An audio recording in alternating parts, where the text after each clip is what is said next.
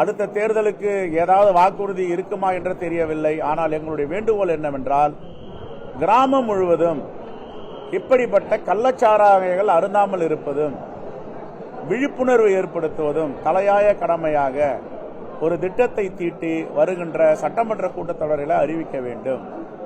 தடுக்க முடியாத இது எதுவுமே கிடையாது. சாராயம் இல்லை, உயிரை குடிக்கும் சாராயம் என்று அவர்களுக்கு விழிப்புணர்வை ஏற்படுத்த வேண்டும். இறந்தவர்களுடைய குழந்தைகளை கல்வி செலவை காங்கிரஸ் பேரியக்கம் தமிழ்நாடு காங்கிரஸ் கமிட்டியின் அறக்கட்டளை ஏற்கும். அது எல்கேஜியாக இருந்தாலும் சரி, மருத்துவ படிப்பாக இருந்தாலும் சரி, பொறியாளராக இருந்தாலும் சரி, வழக்கறிஞராக இருந்தாலும் சரி, அந்த படிப்பு செலவை காங்கிரஸ் பேரியக்கம் முழுமையாக தமிழ்நாடு காங்கிரஸ் கமிட்டியின் அறக்கட்டளை அந்த குடும்பங்களை கல்வி செலவை ஏற்றுக்கொள்ளும்.